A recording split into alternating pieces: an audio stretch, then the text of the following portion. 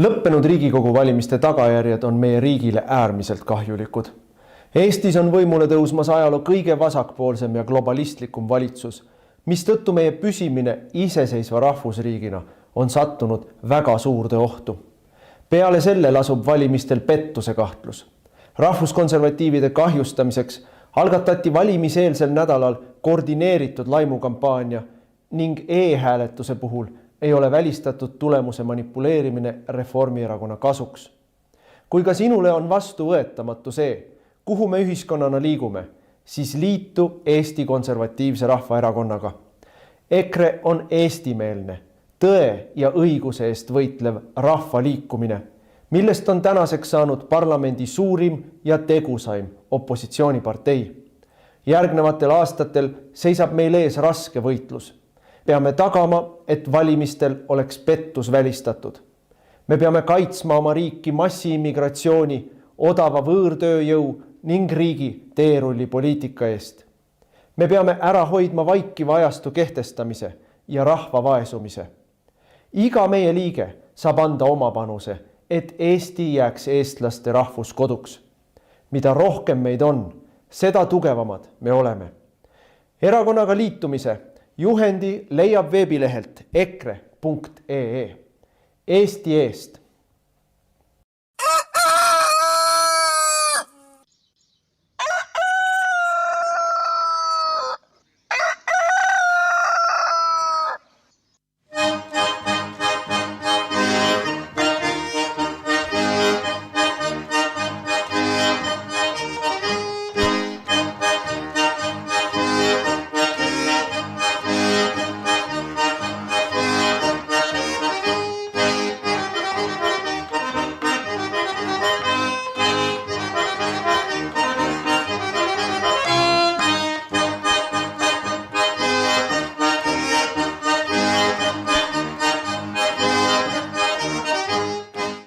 Stuudios on ajakirjanik Heimar Lenk. Eetris on tema autoriprogramm. No, signatuur juhandas kõik sisse ja ütles ära ka, kes siin stuudios on. Nii et mul on hea meel meediaekspert Heimar Lenk koos tema mikrofoniga kenasti sisse lülitada. Ole lahke. Aitäh, Meelis, tore kuulda, et sa mulle nii kõrged tiitlid omandad siin hommikul või omastad või paned mulle juurde. Meeldiv kuulda, hakkame peale kohe, ajad on niivõrd ärevad, et kohe võiks rääkida või õigemini tulebki rääkida täna hommikustest uudistest. Me ei hakka kõiki neid uudiste linte läbi vaatama, sellepärast, et kõik raadiojaamad ja kõik agentuurid nendest räägivad, sõda käib, kahepoolne käib hirmus hävitamistöö Iisraeli ja siis seal teiste riikide vahel ja siis kõik see Lähis-Ida on niivõrd kokku või niivõrd sassi aetud, et lihtsalt kole mõelda, mis saab sellest Iraanist, mis jääb järele Iisraelist, kõik ära ei hävitata, aga kui arvestada ja kuulata ja mõtelda ja lasta oma peast läbi, et ikkagi seal juba kümnete kaupa väejuhid on surma saanud ja aatomienergia juhtspetsialistid, kõrged teadlased, kes on kümneid ja kümneid aastaid õppinud kõrgetes ülikoolides, heades ülikoolides, nüüd on nad kõik siis puruks lastud, isegi oma kodus voodites, sest Iisrael pole kokku hoidnud inimeste kannatusi selles mõttes, et tema põrutab otse elumajadesse, kus ta teab, et kindral magab öös oma naisega. Kogu perekond, kõik lendavad vastu taevast. Et selline sõda on niivõrd palju, et meie siin praegu rohkem pole mõtet seda analüüsida, kuid pani mind jahmatama siiski üks asi, mis on puudutatud Eestiga ja nimelt järjekordselt meie välisminister Tsahkna, kes on ikkagi minu meelest mees väga vale tooli peale sattunud ja tema, ma ei tea, ta diplomaat nüüd küll ei ole, mis ala inimene ta on, ma ei tea, kord ta tahtis Eesti rahva 2 miljoni peale kasvatada üle öö, ma ei tea, missugune öö see siis pidi olema, kui palju siis neid abielupaare pidi mürama öösel, seda ta tegi, see kukkus tal see programm läbi, rahvaarv väheneb meil. aga praegu ta siis eile on uudis, kus kohal siis Tsahkna võtab sõna maailma suures poliitikas ja ma tsiteerin, head kuulajad, mis ta siis ütles. See on Tsahkna sõnad nüüd. Mul Iraani vastu kaastunnet küll ei ole. Seda ütleb siis ühe väike riigi pisikene diplomaadi hakatis, ma ütleksin, kui tema tegusid ja käitumist vaadata. Ja ütleb, et mul Iraani vastu kaastunnet küll ei ole. No see on lubamatu mõnel ministril, eriti välisministril seda välja öelda, sest Iraani vastu tähendab, ta ei ütle, et tal pole Iraani valitsuse vastu, ta ütleb Iraani vastu, tähendab Iraani rahva vastu. 100 miljonit inimest, nendes tuhanded surevad ja meie minister Eestis siin Balti mere kaldal ütleb rahulikult, et tal mingit kaastunnet ei ole. See on ikkagi väga-väga kole ja nüüd ma vaatasin neid samuseid arvamusi sotsiaalmeedias ja seal on ikkagi üle 200 kommentaari, kes otse sõimavad meie välisministrit ja noh, põhiline sisu on neil selline, kõige tähtsamad kommentaarid, et Tsahkna võiks ometi vait olla. Ta kasutada õigust vaikida, aga mitte kaasa rääkida. Me mäletame, kuidas ta ju Gruusias käis, tõmbas oma nina veini täis seal, mitu pokaali sisse ja siis läks opositsiooni poole kõnesid pidama, olles teise riigi ametlik välisminister, mitte mingisuguse ühiskondliku organisatsiooni esindaja, vaid ametnik, kõrge ametnik. Ja nüüd ta ütleb siis, et tal Iraani vastu kaastunnet ei ole, tähendab, talle ei lähe korda, et lapsed surevad, emad, vanaemad surevad, tsiviilelanikkond seal saab kõvasti pihta ja selle vastu tal kaastunnet ei ole. Ma saan aru, et tal võib-olla ei ole kaastunnet seal ajatolla vastu, aga no niimoodi rääkida ei tohiks. Igal juhul meie diplomaatia esinumber on, ongi niimoodi öeldud, meie diplomaatia esinumber on naljanumber, Tsahkna. See on siis nendest kommentaaridest. Ja huvitav on siia nüüd juurde panna, kui me oleme Lähis-Idas, et selle teemaga siin otsa kokku tõmmata, siis on huvitav selline statistika, mis meie ametlikku ajakirjandusse jälle jõudnud pole, kuid mille tõi sotsiaalmeedias välja meie lugupeetud Riigikogu saadik Varro Vooglaid. Muide, tema on juba sotsiaalmeedia kommentaarides pakutud välja järgmiseks presidendikandidaadiks. Ja mina ütlen küll, et kui Vooglaid saaks presidendiks, no mina hääletaks küll tema poolt, kui oleks võimalus, kuigi meil rahvas ju valida ei saa presidenti. Et Vooglaid on üks õiglasem inimene, praegu mulle tundub siin Eestis ja räägib väga tõsist ja väga mõtlema panevat juttu ja ärgitab meid kõiki kaasa mõtlema. Ja ta toob ühe huvitava statistika, mis on nüüd Lähis-Idaga ja Ukrainaga seotud. See on ÜRO ametlik statistika, mis võib ära ehmatada ja pahviks lüüa. Ja ta toob siin välja, ta võrdleb neid sõdu, mis on Gaza sektoris sõda, mis on Iraanis praegu sõda, isegi ta meenutab aatompommi Hiroshimas ja siis Ukrainas ja me kogu aeg räägime, et kui palju saab Ukrainas tsiviilelanikkonda surma ja lapsi, kui palju on surma saanud, aga ÜRO statistika räägib otse vastupidist ja siis Vooglaid toob ära, et näiteks laste surmasid Gaza sektoris on Gaza sektoris surma saanud selle sõja jooksul 2,5 aastaga 17 000 last, Meelis, 17 000 last. Ja ta toob kõrvale Ukrainas on meil on praegu 4. sõja-aasta, 2 korda pikem sõda on olnud, on lapsi registreeritud ÜROs surma saanud 600. Nii et võrdlus on 17 000, kus pommitatakse elamukvartalid otse nii-öelda valimatult, on 17 000 last ja siis Ukrainas 600 last on surma saanud. No iga laps on tragöödia, kui ta surma saab, nii nagu ka vanem inimene, aga huvitav on veel ÜRO statistika, kus nad võrdlevad siis neid sõjas langenuid elanikkonna arvu kohta, suhtarvu kohta, miljoni elanikkonna kohta, miljoni elaniku kohta. Ja statistika on selline, et Gaza sektoris on saanud siis lapsi surma miljoni elaniku kohta 707, aga Ukrainas 2,6 last. Nii et need on täiesti võrreldamatud sõjad, kui vaatame tsiviilelanikkonna langemist. Ma ei räägi muidugi sõduritest praegu. Et ühesõnaga ma tahan öelda seda, et igal juhul on statistika väga karm tööriist ja Hiroshimas näiteks sai ühe hetkega, ühe pommiga surma 28 000 last. Rääkimata täiskasvanud elanikkonnast. Et jube statistika. Ja siia juurde veel, nüüd kui me tulime Ukraina juurde, mitte ta pole enam uudis, ta on eelmise nädala sündmus, mida meie meedia välja ei toonud. Ma leidsin kusagilt suure teksti sees 3 rida selle kohta ainult. Aga tegelikult leidis aset või toimus tähelepanuväärne sündmus, nimelt laipade sõjaohvrite vahetamine Ukraina ja Venemaa vahel.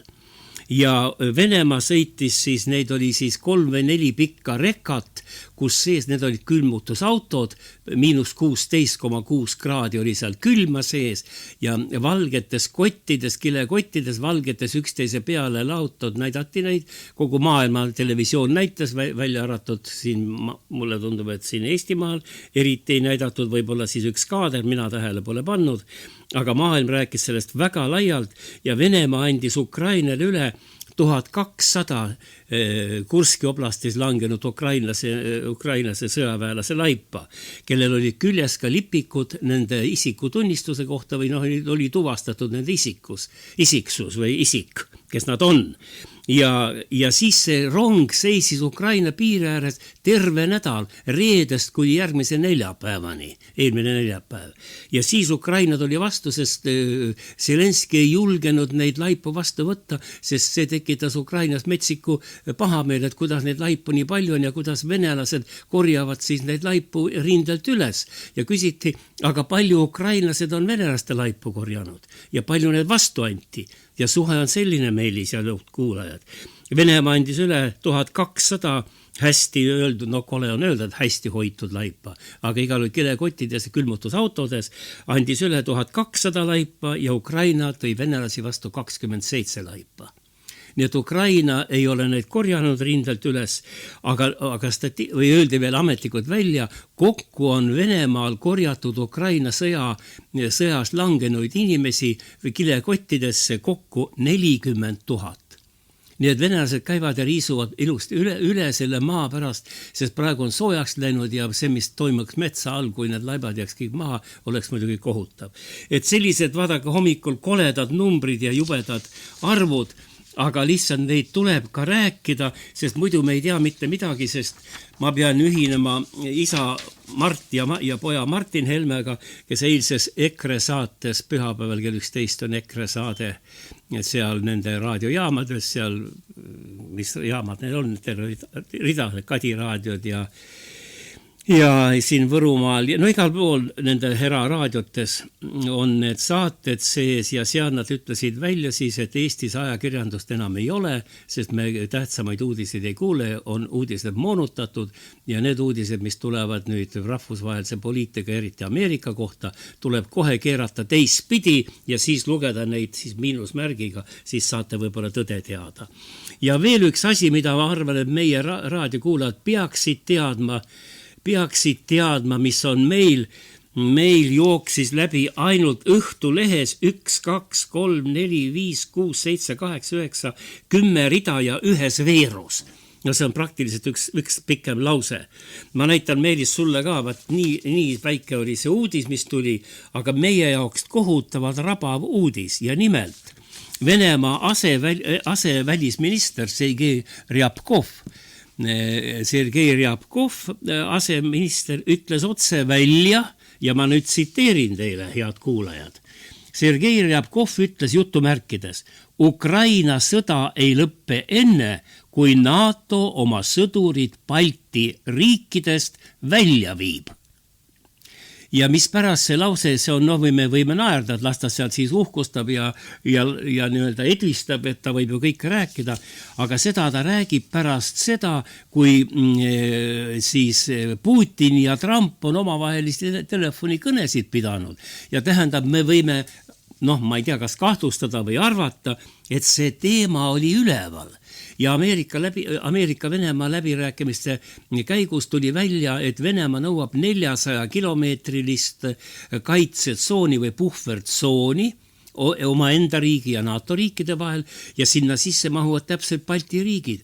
Nii et head kuulajad, ma ei taha olla siin halb prohvet ega midagi, kellelegi mingit hirmu juttu rääkida, aga see on ametlik info ja ka meie Õhtulehes ära toodud, et Ukraina sõda lõpeb siis, kui NATO on oma sõdurid Balti maadest välja viinud. Nüüd tekib küsimus, mis siis juhtub? Siis juhtub seda, et me oleme üksinda siin. Ja siis juhtub seda, et siis peaks teised riigid kaasa tulema, kui meil midagi Venemaaga konflikt on. Aga vaevalt siin, nagu ütles ka Helme, et Narva pärast ei tule nähtavasti maailmasõda. Et sellised arengud on ja ma ütleksin veel siia, enne kui me tuleksime võib-olla Eesti selliste, kuidas öelda, tugi või tüve probleemide juurde, et siin on eile õhtu oli uudis, täna on ta üleval, raadiojaamad lugesid ka ette, et 3 Balti riiki leppisid kokku, meie poolt oli minister Taro, kes vasaku käega suure hooga allkirja andis, lepiti kokku mingisugune, üksikasju me ei tea, Balti riikide tsiviilelanikkonna evakueerimisplaan sõja puhul Venemaaga. Sa kujutad ette? Esiteks punkt 1, ma küsin, kuhu evakueeruda? Sellepärast, et kui läheb sõjaks Venemaaga, siis peaks käivituma ju artikkel 5 ja siis peaks olema kõik NATO riigid sõjas. Kõik need Saksamaad ja Poolad ja kõik, aga kuhu me siis oma inimesed viime? Ja siis üks interneti kommentaator hommiku vaatasin, on öösel kirjutanud väga huvitava statistika, mis on ka võib-olla päris põnev rahval kuulata. Ta ütleb niimoodi, et kui me hakkame Eesti elanikkonda nüüd evakueerima, et evakueeritakse põhiliselt bussidega, kuna raudtee võib olla puruks pommitatud selleks puhuks. Me ei saa oma Rail Balticuga või selle sarnase struktuuriga midagi teha, sellepärast, et teda ei ole lihtsalt sel hetkel. Me ehitame kõvasti Rail Balticut, arvame, et ta on sõjaline objekt kõva ja saame tanke tuua, aga esimene asi, mis puruks lastakse, on raudtee ja sa ei saa mitte midagi enam siia tuua. Ja inimesi saab välja viida ainult bussidega. Ja head kuulajad, pange nüüd tähele. Meie tähelepanelik siis interneti kommentaator tegi väikese statistika. See on mitte ametlik, aga ta on tõelähedane. Tuli välja, et Eestis on ametlikult kirjas 3860 bussi. Maanteameti nimekirjades kuskil, kas seal erabussid on sees, ma täpselt ei tea, ma loen täpselt seda, mis on üles öeldud internetis. Ja nendes bussides on kokku 173 700 kohta. Ja nüüd siis paneme rahva bussidesse ja viime ta välja. Ja tuleb välja, et kui nüüd inimesed sinna bussidesse istuvad ja hakkame sõitma, siis see bussirida kujuneb pikaks 234 kilomeetrit. Aga Ikla piiripunkti on 193 kilomeetrit. Et kuhu me selle bussirojuga sõidame, selle roduga tähendab. Ja edasi ütleb, et mis plaanist me räägime, kui need bussid 3860 bussi käima panna. Iga buss võtab umbes 300 liitrit diislit. Siis tuleb kokku 1 miljon või 1,2 miljonit liitrit diislit, et rahvast välja viia, kus see kütussõja ajal võetakse. Kas meil on need varud olemas? Ja ikkagi, et kuhu minna, kas jõuda Varssavisse, küsib siis selle 300 liitriga saaks Varssavisse sõita. Aga Varssavis on ka sõda, eks ju. Et vaadake, millised ähmased lubadused kirjutatakse alla evakuatsiooni või evakueerimise projektid 3 ministri vahel. Taro läheb kohale, mida ta sellest, on tal see statistika olemas, kuidas seda rahvast välja viia ja kui on maailmasõda, NATO 5 artikkel on käivitunud, siis pole ju kuhugi minna, kallis rahvas. Soome ka ei saa minna, see on ka NATO riik, see saab ka oma pommid ju. Ainuke asi on siis Venemaale põgeneda, siis on kindel, et sa jääd ellu. Nii nagu praegu ukrainlased teevad. Osa paneb Venemaale, osa paneb Eestisse, osa paneb Euroopasse. Et see oleks olnud selline väike kiir ülevaade täna hommikustest, ütleme, tunnetest, kui Eesti meediat lugeda, õigemini sotsiaalmeediat lugeda, suures meedias polegi midagi eriti lugeda. Ja ma unustasin ütlemata, Meelis, mis kuupäev meil täna on? Mis sa minu käest küsid? No ütlen nüüd tulevaste põlvede jaoks, mis saade ja mis kell ja kus kohal? Ma arvan, et 16 võiks olla kuupäev, kuu on juuni ja aasta kui keegi ei tea veel 2025. No kella ma ei hakka ütlema, see vist ei ole 1000 aasta pärast eriti oluline. See on väga oluline, sul on ilus kell siin seina peal, ma vaatan, ja kell näitab 8:20. No sa kiidad seda kella sellepärast, ise tõite siia. Ilma kellata ei saa ükski raadiostuudio töötada ja ilma Elvis Presley pildita ka ei saa. No, seda muidugi, jah. Need peavad seina peal olema. Aga sa rääkisid liiga unise häälega tulevaste põlvede jaoks. Ma ütlen hoogsamalt, et on siis 16 juuni aastal 2025, kell on siis 8:20, 8:21 juba, ja me oleme stuudios Meelis Käo, siin siis Kagu-raadio omanik ja peatoimetaja ja peajuht, ja mina Heimar Lenk, ja kus me oleme siis? Vaata, tekkis küsimus, mida tuleb selle põlvede öelda? Kas me oleme Põlva linnas või Põlva vallas või Põlva Alevis või kus me oleme? No me oleme ühe korraga nii Põlva linnas kui Põlva vallas. Alevis need küll ei ole. Mul on Alevi peal on ilus jalutada ju. Et ma mõtlen seda, et meil ei ole kõige määratlust, mis asi see Põlva on, eks ju, no vallasisene linn ja kuidagi Rõngasvald on ümber Põlva ja Põlva on vallasisene linn. No sa räägid mulle neid nüüd kokku lepitud neid loosungeid. Halb asi on, et meil oli linnapead. No vaat see ongi. Ja mulle siin oli ju härra Männike, ta enam ei ole oli meil aktiivne poliitik siin. Tema ütles alati, et ma ei taha elada Põlva vallas, ma tahan elada Põlva linnas. Aga Põlva linna kui niisugust ei ole. Kui sa lööd sisse sinna oma Omnivasse 100 pakki, siis tuleb Põlva vald ikkagi. Tuleb või? No jah, igat pidi. Ma ei tea, ma ei saa pakke niimoodi.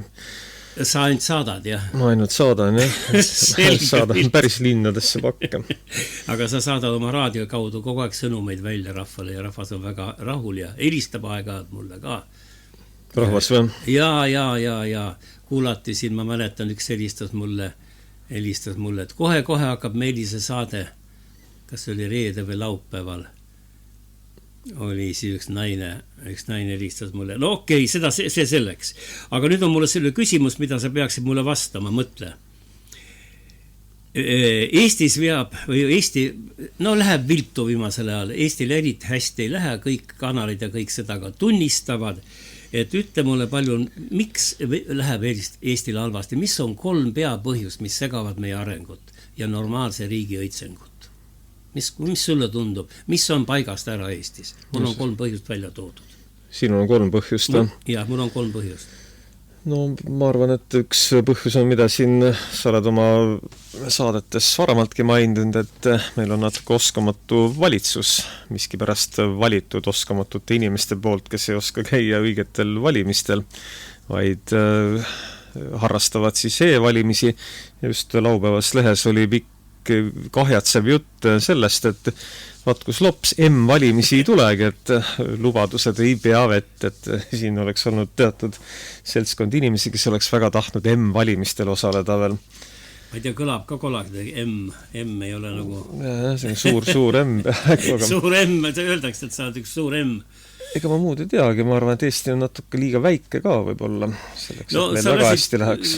Panid 10 otse ja tulebki välja niimoodi 3 põhjust, ma alustan esimesest põhjusest, mis ma siin olen nüüd analüüsinud ja vaadanud ja ma ei räägi nüüd ise enda mõtetest ainult, mis muidugi ühtivad, aga ma võtan autoriteedi ja Neeme Järvi, juba eakas mees ja kogemustega, elukogemustega mees, kuulus rahvusvaheline mees ja dirigent ja tema ütleb Maalehes, ma tsiteerin, mis päästaks Eestit, küsib Neeme Järvi ja ütleb, vastus on selline, nagu ütlesid sina, Meelis Käo. Õiged juhid ja isiksused päästavad ja Neeme Järve jätkab, ütleb, aga meie riigi eesotsas pole suuri isiksusi. No me oleme sinuga rääkinud sellest ju saatesse kogu aeg, et suuri isiksusi ees ei ole, meil juhte ei ole, alles rääkisime praegu, Taro kirjutab alla mingisugusele olematule või ebaloogilisele evakuatsiooni kokkuleppele ja siis üks naisminister läheb, kirjutab välja, et Rootsis kõik pätid siia tuua meie vanglasse ja ise on aus inimene ja kõik ja täna ongi see päev, kui ta sõidab siis sinna Pakosta sõidab Rootsi ja siis teeb selle lepingu ära ja nüüd loeme täna hommikul siis uudistest ja portaalidest, et nende kurjategijate, kõrilõikajate ravi jääb meie haigekassa kanda.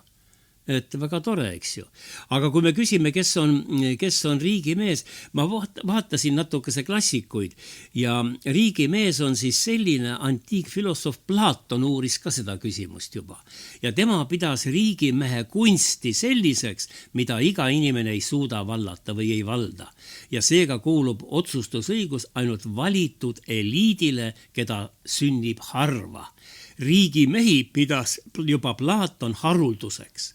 Ja noor Sokrates, ma vaatasin veel järgi, võrdes riigimehe ametit nii kapteni kui tüürimehe kui arsti ametiga, kes teevad otsuseid lähtuvalt oma kompetentsist, sisetundest, oma sisekultuurist, aga mitte ainult reeglitest ja ettekirjutustest, nagu seadustest, eks ju.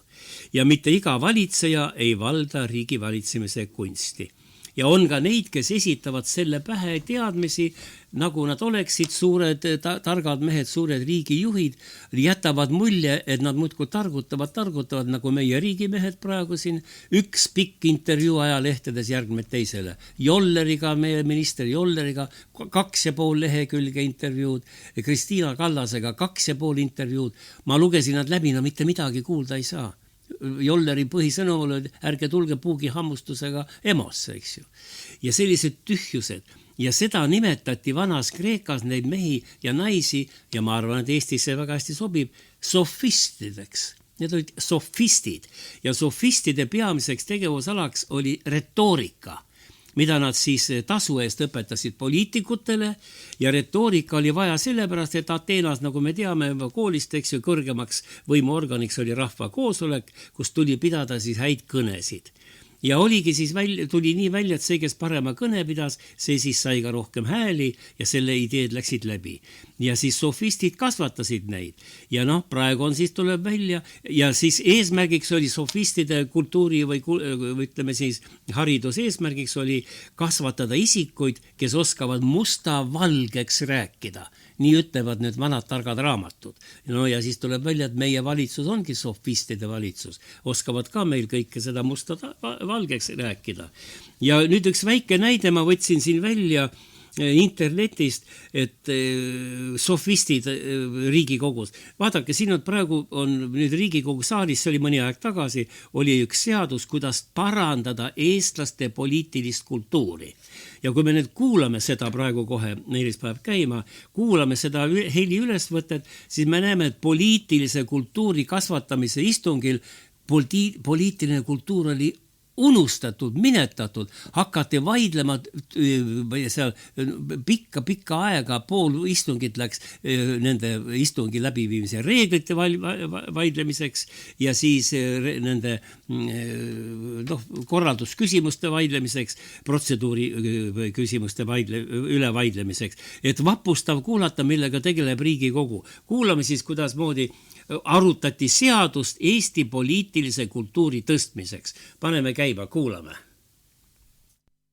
Protseduuriline küsimus, Erkki Keldo, palun. Ja aitäh, ma nüüd formuleerin ka täpsemalt, et ma vajutasin õigemini oma protseduurilise käe nuppu hääletamise ajal ja ma tahtsingi teha nii-öelda protesti või öelda, et kuna lärm minu ümber ja ma ei saanud aru, ei jõudnud kuulata täpselt, sest ma lihtsalt füüsiliselt ei kuulnud, kuna saalis oli liiga palju sosinat või lärmi või kuidas iganes seda öelda ja ma lihtsalt ei kuulnud, kuidas pandi hääletusele, selle tõttu tõstsin protseduuriliselt märgi käe, et palun katkestada, et ma tahaks saada korrektselt hääletada, nii nagu oli eile ja minul parima teadmismööda ei ole kõlanud ka hetkel haamrilööki, mis tähendab, et tegelikult see on kõik korrektne ja on võimalik katkestada. Aitäh! Aitäh! See ei ole praegu korrektne minu hinnangul, et te tulete järgmise protestiga. Teie protest oli see, mis te küsisite, mis ma panin hääletusele. Ma ütlesin, hääletusele ma panen lõpphääletusele eelnõu 97 OE, palun võtta seisukoht ja hääletada. Lärmi istungi juhataja hinnangul ei olnud. Protseduuriline küsimus, Anti Haugas, palun. Ma loodan, et ma pole hiljaks protestiga, aga ma tõsimeeli kinnitan, et kõrvalpingist Riina Solman ka hõikas kõva häälega erinevaid sõnu ja see tekitas minust tõesti segandust hääletamise ajal. Et andis soovitusi, mis nuppu peaks vajutama, aga mul algaja Riigikogu liikmena tõesti see natuke tekitas segadust. Et ma loodan, et mõistate ja ma kinnitan, et see nii oli. Aitäh! Juhatajana ma rohkem protseduurilisi küsimusi ei võta. Tulemusega 37 poolt, 19 vastu, erapooletuid ei ole, on Isamaa fraktsiooni esitatud Riigikogu otsuse ettepaneku tegemine Vabariigi Valitsusele parandada üldist poliitilist kultuuri eelnõu 97 OE otsusena vastu võetud. Sellega on teise päevakorrapunkti käsitlemine lõpetatud.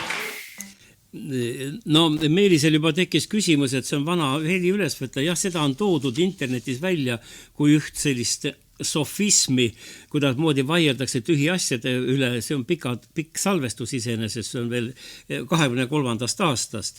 Aga praegu jätkub ju täpselt samamoodi, tundide kaupa vaieldakse selle üle, kuidas moodi istungid läbi viia. Aga meil on veel üks huvitav asi, mis sel nädalal üles kerkis ja millest meie Meelis oleme sinuga palju rääkinud ka, ja see on nimelt see asi, et inimestel pole kusagil elada noortel peredel. Ja kirjutavad praegu, see kirjutas Postimees, kuigi uusi kortermaju kerkib muudkui juurde, on oma kodu soetamine muutumas noortele üha keerulisemaks, sest korterite hinnad kerkivad kiiremini kui inimeste sissetulek. Ja siin ma toon nüüd ühe tsitaadi välja, tsitaat jutumärkides, see tingib meil olukorra, eriti noortel on järjest keerulisem endale eluaset leida ja nad jäävad pikemaks ajaks vanematega kokku elama ja kui nad leiavad turult üürikorteri, siis sealt edasi liikuda, midagi endale päriseks osta, on muutunud peaaegu et võimatuks. Ja seda ütleb Tartu Ülikooli teadlane Anneli Kährik, tema uurib linna geograafiat ja siis tuleb välja ka niimoodi, et tema uurimuse kohaselt pidevalt süveneb meil sotsiaalne ebavõrdsus ja getostumise oht, et lihtsam inimene saab kuhugi linna äärde viletsasse majja, külma seintega majja omale korteri ja normaalseid kortereid lähevad ainult rikastele. Ja huvitav on see, et korterid siin tuuakse välja, ei ole enam meil eestlastel mitte kodumõiste, vaid see on muutunud kaubaks. Ja Eesti Omanike Keskliidu juht Andri Krass kirjutas mõni päev tagasi, ma tsiteerin, eluaseme kaubastumine. Vaata, millised sõnad, eluaseme kaubastumine. See tähendab seda, korterid on müügiobjekt. Kodude investeerikuks ostmine süvendab sotsiaalmajanduslikku ebavõrdsust, mis tõttu ka keskmise palgaga inimesele tema vajadusele vastavat kodu leida on peaaegu et võimatu. Ja Andri Krass nüüd jätkab, tänapäeval on Eesti tõusnud oma üürihindadega Euroopa tippu, tekitades üürnikele ebakindlust. Ja tänasel päeval on Eestis tühi iga 4. eluruum, kuid raha ei ole nende kasutusele võtmiseks. Eluaseme poliitika läbikukkumine ohustab Eesti jätkusuutlikuks, ütleb Andri Krass, Omanike Keskliidu juht, inimene, kes asja teab. Vaatasin järgi, Riias on keskelt läbi tavalise korteri hind kuni 2 korda odavam kui Tallinnas. Et miks nii on, ma arvan, see on sellepärast, et me oleme väga ahneks eestlased läinud. Ja siia selle ebavõrdsuse juurde veel üks näide, meil on tekkinud kohutav hariduslõhe. Sellest kirjutasid eelmisel nädalal ajalehed, sotsiaalmeedia ja ma tsiteerin, süveneb kihistumine hariduses. Ja nüüd tuleb Arenguseire Keskuse analüüs, kinnitab, et Eestis on heale haridusele ligipääs järjest enam sõltuvas vahekorras laste vanemate sotsiaalmajandusliku olukorraga. Ja üle Eesti, see on kõik tsitaat jutumärkides, üle Eesti, sealhulgas ka Tallinnas, on koole, kus perede keskmine brutosissetulek on napilt 1000 eurot kuus. Sealjuures 20–50% sellest sissetulekust võib tulla riigi toetustest. Et kohutavalt viletsas olukorras elavad perekonnad ja siis ei saa ka lapsi panna parematesse koolidesse ja Eestil tuleb pöörata tähelepanu kiiresti kasvavale hariduslõhele. Tähendab, meil on noored on sattunud väljapääsmatusse olukorda, et on hariduslõhe, sa ei saa haridust, on sotsiaalne ebavõrdsus, sa ei saa endale korterid, tähendab, sa ei saa ka perekonda loodud ja meie räägime, et miks meie iive nii väike on.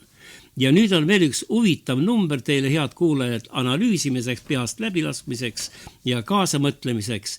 nüüd tuleb välja, et Arenguseire Keskuse uuring ütleb niimoodi, Eestis on koole, kus perede mediaansissetulek on alla 1000 euro kuus ja on koole, kus keskmise õpilase perekonna sissetulek on üle 4500 euro kuus. See on mediaansissetulek, mõelgem. Ja siis tuleb välja, et emade ja pere sissetulek, Meelis, on positiivselt seotud laste näiteks matemaatika lõpueksami tulemustega. Ja nüüd numbrid. Iga ema aastas teenitud 1000 eurot, no see on kuskil siis 90 eurot, 80 eurot kuus, lisab lapse matemaatikaeksami tulemusele 0,8%. Et kui on ema ja isa palk vähegi parem, kui on perekonna majanduslik olukord parem, siis on ka lapse eksami tulemused paremad. Ja meie teeme ikka veel praegu Eesti neid edetabeleid koolide vahel. Ei ole tarvis neid enam teha, sest kõik, mitte kõik, aga suures osas sõltub see perekonna majanduslikust olukorrast. Ja siin tuleb, ütleb Eneli Kintsiko, tema on inimarengu aruande 2026, mis järgmisel aastal ilmub, peatoimetaja. Ja ta ütleb otse selle hariduslõhe kohta, me lõhume ise oma lapsi. Ja ma tuletan meelde, ma olin Riigikogu liige, Ansip oli peaminister ja ma tõstin Riigikogu saalis küsimus üles, et Eesti rahval majanduslik lõhe suureneb ja ta vastas naeratades, et härra Lenk, vastupidi, teil on valed andmed, meil iga aastaga lõhe väheneb ja ühtlustub kogu aeg inimeste sissetulek. Tegelikult Eestil on suur lõhe ja lõhe ainult süveneb. Ja nüüd tuleb see teine küsimus, mida sa juba ütlesid, ma küsin, miks Eestil viltu veab, et meil on valed juhid. Aga miks on valed juhid? Ja Meelis, nii nagu sa ütlesid, õigeid ei saa valida. Ja eelmisel esmaspäeval, see on siis täna on 16 nädal tagasi, oli Riigikogus sensatsiooniline istung ja õigemini komisjoni istung ja sensatsiooniline uudis tuli seal välja.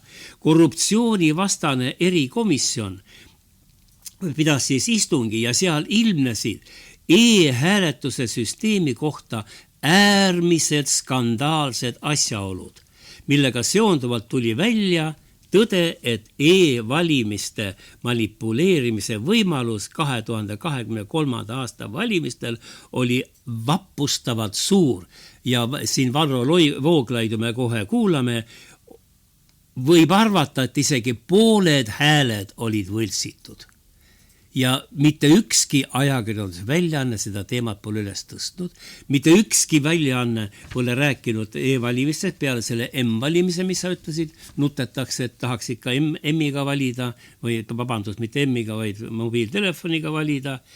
Aga samal ajal e-valimiste võltsimine on täiesti silmnähtav isegi peaaegu juba. Ja kuulame nüüd, paneme Meelis käima selle Varro Vooglaiu lindi, see on siin mitu minutit, aga ta selgitab olukorra ära. Tekkis täiesti katastroofiline seis Riigikogus, keegi ei taha tunnistada, aga häälte võltsimise võimalus on erakordselt suur. Varro Vooglaid ja kuulame teda. Esmaspäeval toimunud Riigikogu korruptsioonivastase erikomisjoni istung oli vägagi tähelepanuväärne sel nädalal, sellepärast, et seal ilmnesid e-hääletuse süsteemi kohta ikkagi äärmiselt skandaalsed asjaolud. Sellised asjaolud, mis tegelikult peaksid olema praegu kõikide meediaväljaannete esikaantel ja millega seonduvalt me peaksime rääkima sellest, et see valimissüsteem, mis meil on kasutusel olnud, on olnud ikkagi täiesti ebausaldusväärne. Ja mis siis täpsemalt välja tuli?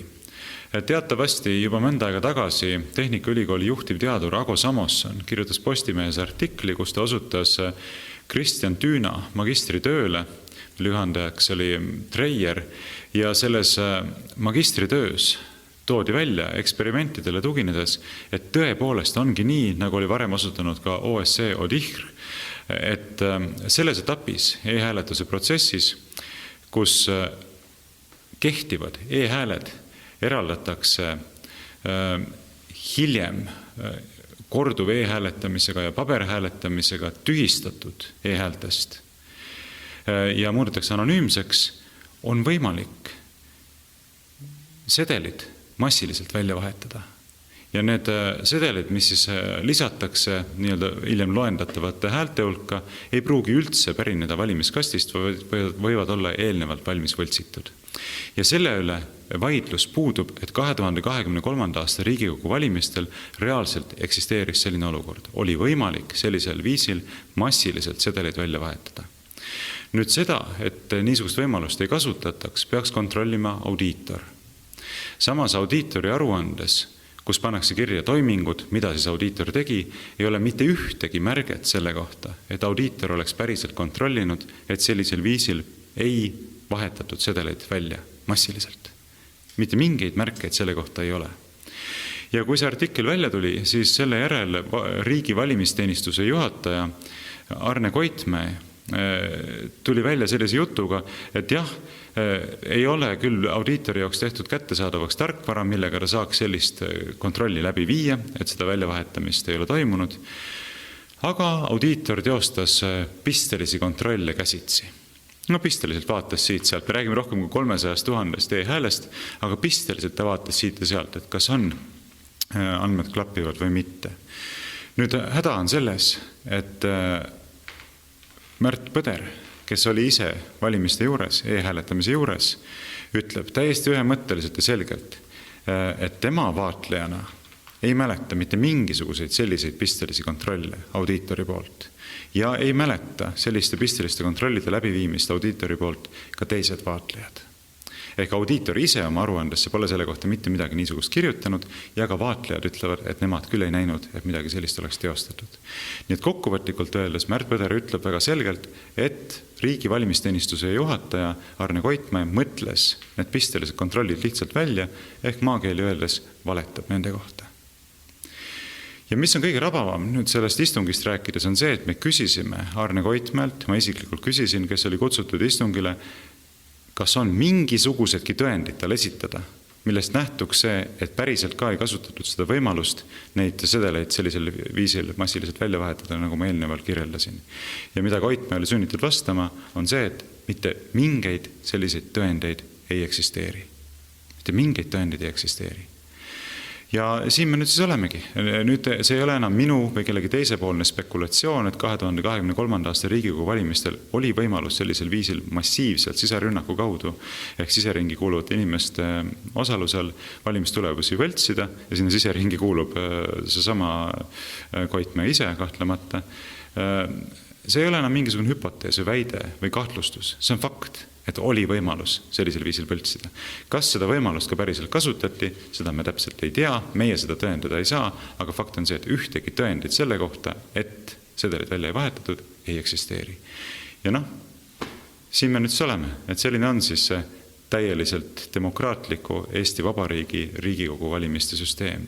Et kui keegi ütleb, et sellist süsteemi peaksime usaldama, siis see näitab minu meelest kas seda, et inimene pole mõtlemisvõimeline, või näitab seda, et ta on sügavalt ebaaus, või näitab see seda, et ta tegelikult ei pea demokraatia ideaali üldse oluliseks.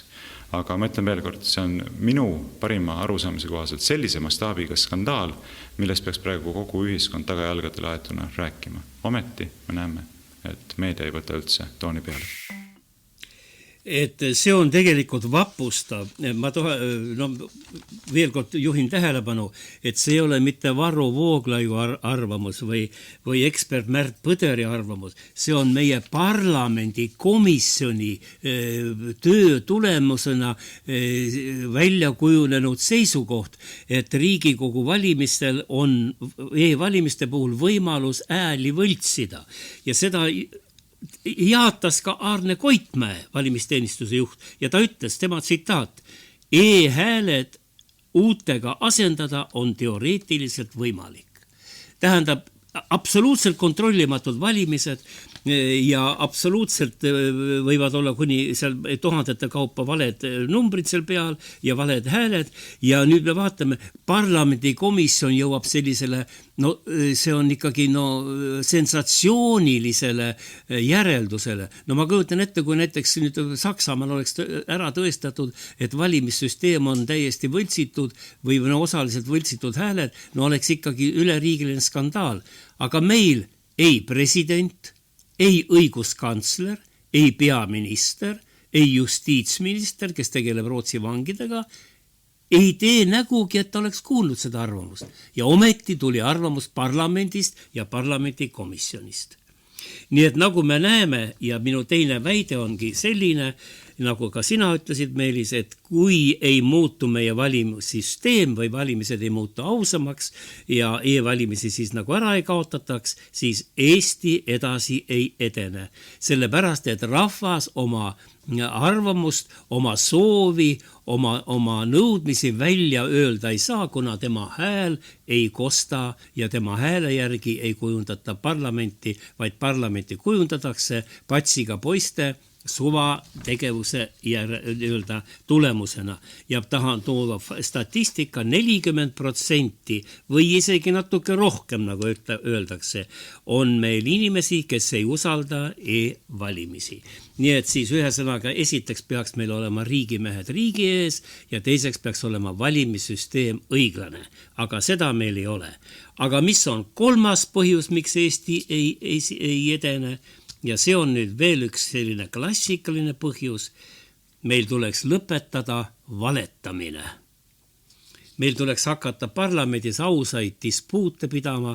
Meil peaks hakkama valitsus arutama rahvaga asjade üle, rahvale hääle andma. Meil ei ole enam ei ühtegi laiemat sellist kohta, kus oma arvamust avaldada. Ainult sotsiaalmeedia, millega keegi ei arvesta või arvestab siis, kui nendele kasulik on. Ja ministrite poolt on rahvasaadikutele ülesanne pool tõdesid esitada. Kui me kuuleme, kuidas ministrid vastavad infotunnis esitatud küsimustele, siis on alati mingisugused põiklevad vastused. Nii et nii kaua, kuni meie seda valetamist ei lõpeta ja ausaid valimisi ei tee, Eestis ka midagi ei muutu. Ja ma tuletan siin meelde meie head kuulajad, valimised on juba oktoobrikuus, õige pea. Kõige parem, mida te teha saate, on see, et te lähete valima ainult valimiste päeval ja sedeliga valimisjaoskonda. Sel päeval antud häält enam keegi muuta ei saa, sest kontroll on seal tugev peal ja aega on ka vähe. Aga eelvalimistel nädal aega varem minna vallavalitsusse võivad need bülletanid muutuda, võidakse asendada teistega, nagu siin praegu Riigikogu komisjon jõudis järeldusele ja samamoodi e-hääled muutuvad. Nii et valimistele mingem täpselt samal päeval, kui on valimispäev. Ja nüüd kuulame, mida ütles Anastasia Kõlvart Riigikogu kõnetoolist selle valetamise kohta. Ta ütles, et Eesti on valet täis ja enne kui see valetamine ei lõpetata, midagi paremaks Eestis ei lähe. Kuulame Anastasia Kõlvart ja valed. Jutt on siis Riigikogu esinemisest. Aitäh, hea istungi juhataja, head kolleegid. Rahvas on väsinud valedest, murtud lubadustest, ülbest suhtumisest. See on see, mis on viimased 2 aastat toimunud.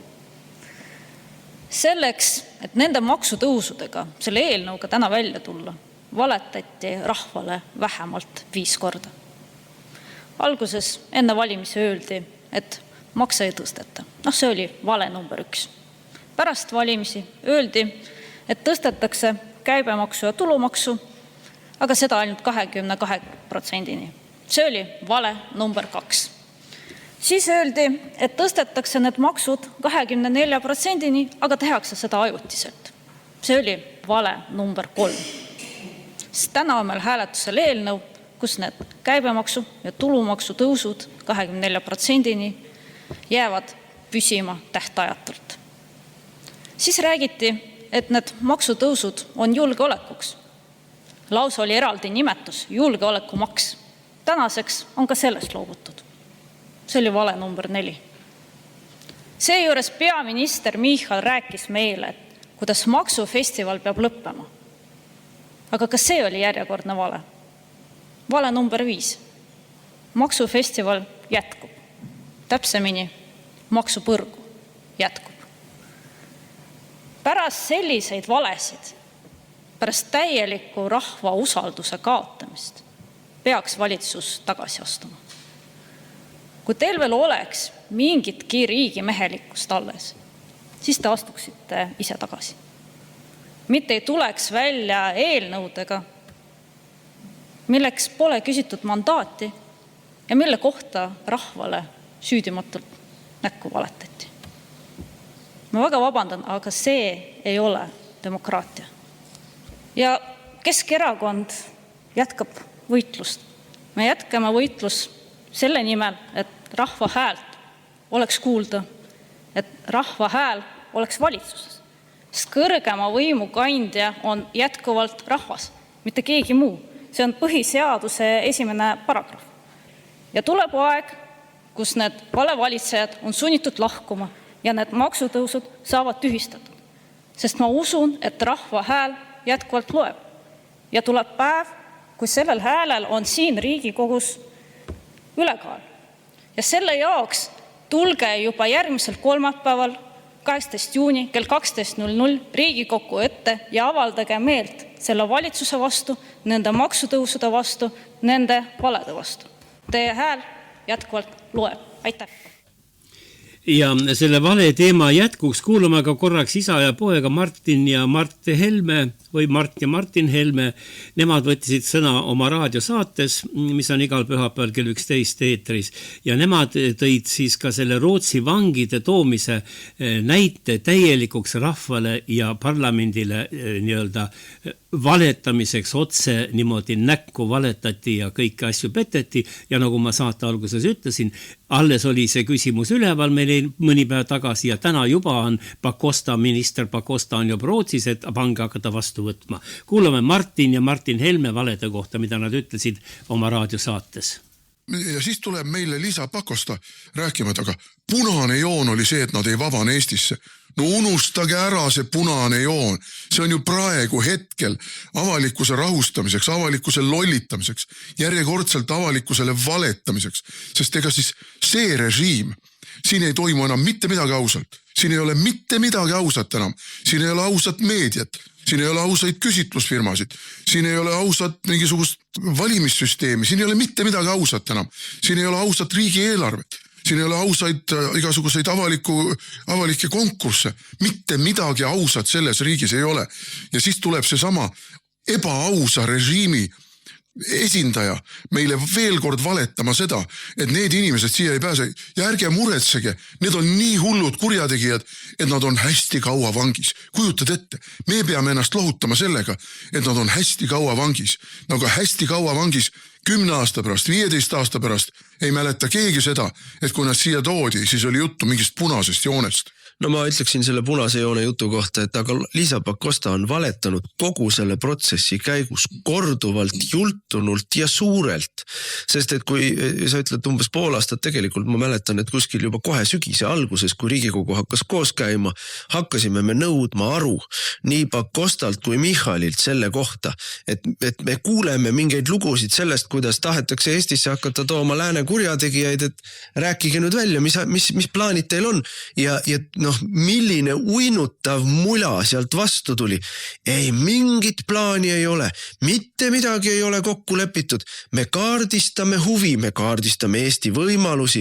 Meil on mingisugune esmane arutelu alles käib. Ärge muretsege, kui me kunagi hakkame otsustama, siis kindlasti kaasatakse parlamenti, kindlasti kaasatakse avalikkust. Mitte midagi ei tehta kellegi selja taga. Nüüd kõik on osutunud valeks. Tehti meie selja taga.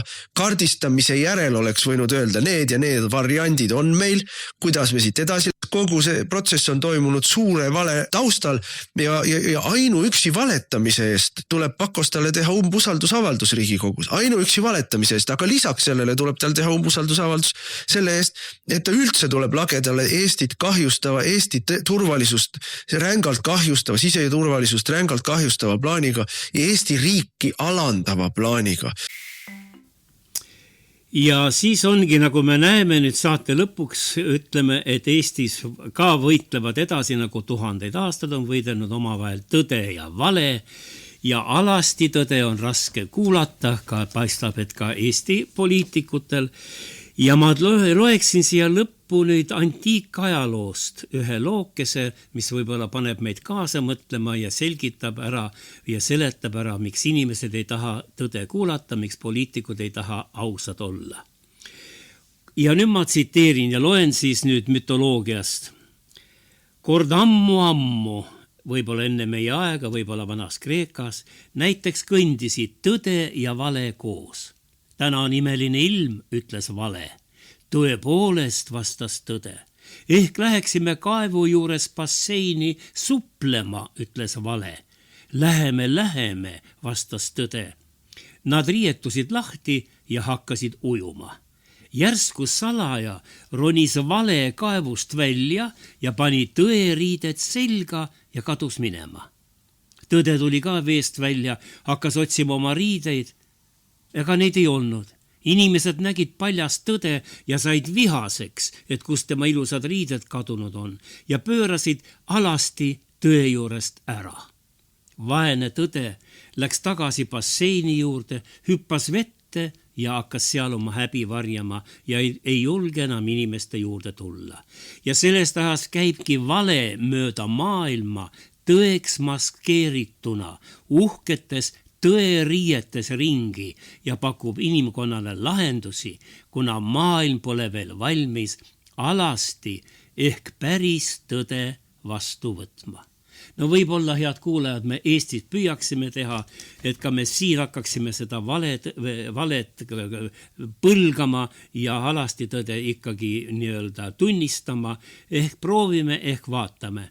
Igal juhul 3 asja, mis päästaksid Eestit, on meil täna välja öeldud. Meil on vaja ausaid riigimehi, koolitatud ja tarku riigimehi, lõpetada valed valimised ja korraldada uusi ja ausaid valimisi ja lõpetada valetamine. Ja püüame uskuda seda alasti tõde, kellelt vale ilusad riided ära varastas. Ja sellest räägib ka samasugune lugu, aga natuke teistmoodi üles ehitatud, räägib ka kuulsa protestilaulja Vladimir Vysotski kuulus laul 1960. aastaist Ballaad tõest ja valest. Ja selle sisu on selline. Vale kutsus tõe, kellel olid ilusad ja kallid riided seljas, endale külla. Ja ütles, et jää ööseks siia, aga öösel varastas tema riided. Tõde jäi alasti ja häbenes ja peitis ennast inimeste eest ära. Aga ausad inimesed püüavad tänaseni tõde üles leida. Aitäh, et meid kuulasite ja nüüd laulab meile Vladimir Vysotski ballaadi valest ja tõest.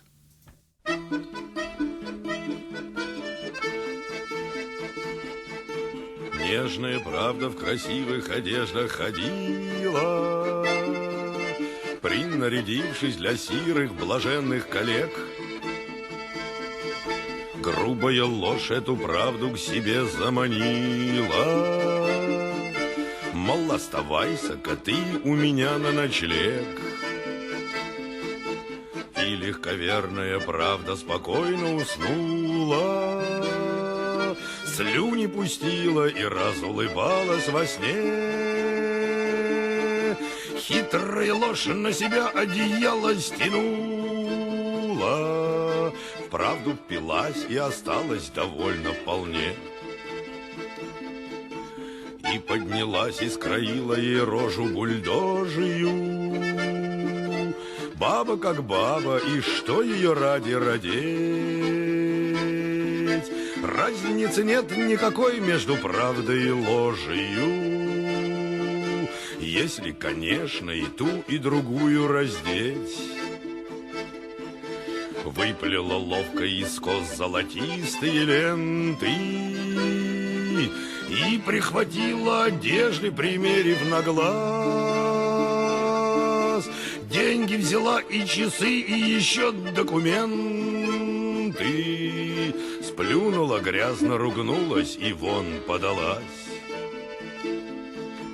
Только к утру обнаружила правда пропажу и подивилась, себя оглядев делово. Кто-то уже раздобыв где-то черную сажу вымазал чистую правду, а так ничего. Правда смеялась, когда в нее камни бросали.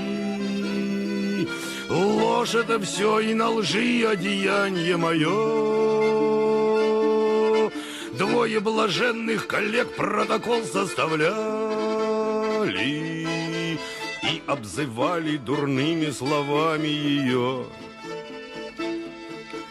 Тот протокол заключался обидной тирадой. кстати, навесили правде чужие дела. Дескать, какая-то мразь называется правдой.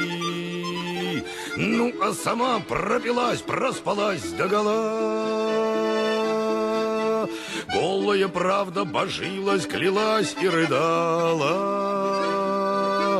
Долго скиталась, болела, нуждалась в деньгах. Грязная ложь чистокровную лошадь украла и ускакала на длинных и тонких ногах. Некий чудак и поныне за правду воюет. Правда в речах его правды наломанный грош.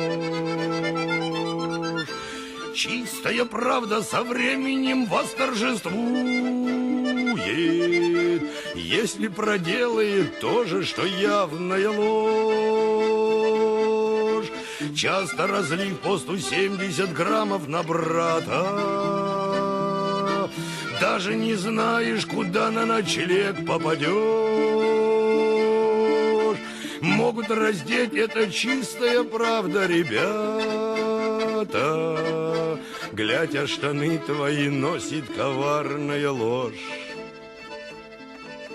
Глядь, на часы твои смотрит коварная ложь. Глядь, а конем твоим правит коварная ложь. Stuudios on ajakirjanik Heimar Lenk. Eetris on tema autoriprogramm. Kagu Raadio.